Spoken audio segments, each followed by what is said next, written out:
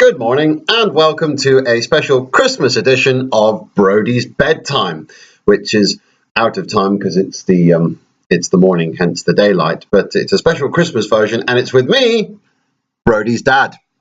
Say hello, Toronto. Hello, Toronto. No. Say hello to Brodie. Hello, Brodie. Merry Christmas. Yes, thank you very much for that, Toronto. Are you looking forward to Christmas? Oh yes, very much. Are you?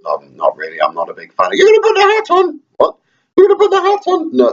I've told you I don't want to wear the hat today. I know we discussed this earlier, but I made. Oh, go on, wear the hat. You look good. It's for Brodie. Yeah, all right then. Go and get me the hat. Here you are. Okay, I'll put the hat. Oh, put it on. Yeah, all right. I'm going to put. You're going to sit on my lap and be quiet. Okay. There's a Christmas hat I'm wearing there. Oh, you look very handsome. Well, thank you very much. Sit on my lap and be quiet. Okay. So, yes, welcome to the special Christmas edition of Brodie's Bedtime, even though it's not even bedtime, but Brodie, you tend to sleep most of the day, so that's okay. I have a nice big mug of tea here. Daddy likes to drink tea in the morning, and that wasn't a subliminal message, by the way, not at all. So I've got my Christmas clothes on. So we've got some Bah Humbug Christmas socks. Yep, and those are Bah Humbug Christmas boxer shorts, and also got my Slayer t-shirt on there, which is a bit of a pun on their name. Slayer are a heavy metal band, and they don't normally spell it like that. That's the Christmas way of doing it. It's Slayer. You get the idea. So Slayer write very fast heavy metal songs. They don't write Christmas songs, but a lot of bands do.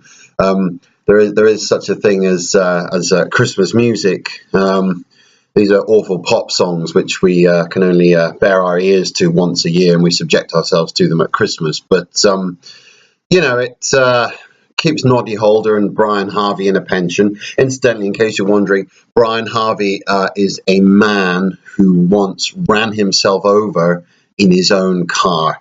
Now, Brodie, I'd love to say that's not what it sounds like, but it's exactly what it sounds like. And every Christmas, we are also subjected to Cliff Richard, who will hopefully be dead before you're old enough to realise who it is, and he's just awful.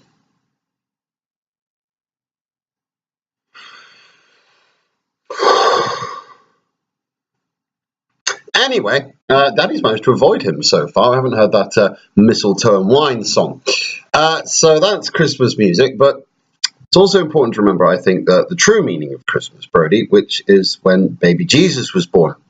Now, depending on your belief spectrum, baby Jesus was born. He was a person. What he did is open to your interpretation, and we'll discuss more about that when you're a little bit older. But he was born, and we do celebrate his birth at Christmas. It's quite a big Christian festival, probably the second biggest after Easter, which was when he died.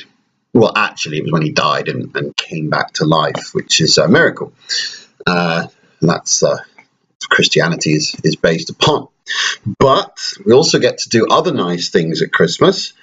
We get presents to celebrate because it's baby Jesus' birthday. So we get presents to celebrate his birthday. I'd just like to thank you for the presents you got me. The mug with your face on one side and a cat on the other. A cat with his head in some pizza, putting a funny face. It says, "To Daddy from Brodie." So thank you very much. And you also got me the Hairy Dieter's cookery book, which is full of lots of nice recipes that Daddy really likes. And he got some chicken in to make the jambalaya. No, not the jambalaya, the chicken chorizo, Spanishy thing. But he's been called into work early again today, so he's popped the chicken in the freezer. He'll be making that after Christmas now. And also, you get to eat lots of food at Christmas.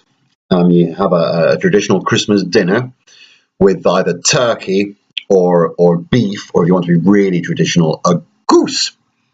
And then you have roast vegetables with it and stuffing, and then you cover the whole thing in gravy, so the whole thing just tastes like gravy.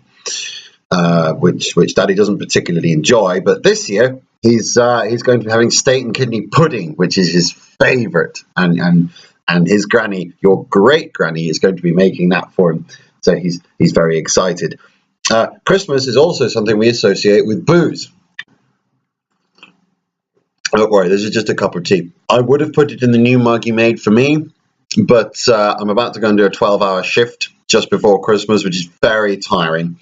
So I need a giant mug of tea. They've got a game tomorrow. I'll keep you updated. We listened to 2 of their games already, and they lost both of them, so that wasn't good. But I was very proud of you when you threw up the second England lost the Ashes. So well done. So yes, we like to have booze at Christmas. I think your mummy particularly likes Baileys, especially at Christmas time. But she also likes gin and cider. Your daddy likes a nice strong ales, and I think your gonk likes a few glasses of wine and then some scotch. It's a amount of glass, obviously. But there's another reason we drink booze at Christmas, and that's because we have to spend lots of time with family. Now, depending on your ethos, spending time with family can be an uplifting and pleasant thing. Other times it can be very, very hard work. You'll know what I mean when you witness your granny and your Uncle Brian playing Pictionary. Well, let's just put it this way. The words game and the words fun suddenly take on very, very broad definitions. And the broadest definition of all is when fun is applied to a game called charades. That'll happen to you. Fight it all you want, but that'll happen to you. But Christmas can be fun. Try not to eat too much chocolate. It's very bad for you. I mean, eat a bit and have some mince pies. Daddy was going to bring a mince pie to the show today, but he forgot to get some. So he's going to have another big glug of tea. And then we're going to finish with a Christmas carol.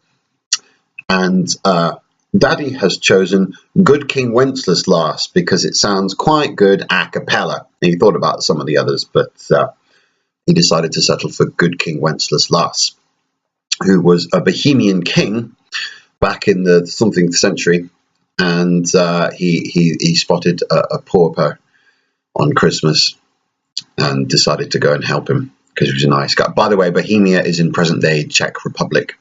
It's not really a place anymore. So, Good King Wenceslas. Good King Wenceslas looked out on the feast of Stephen, when the snow lay all about, deep and crisp and even. Brightly shone the moon that night, though the frost was cruel, when a poor man came in sight, gathering winter fuel. Merry Christmas, Brodie. I'll see you soon. Bye.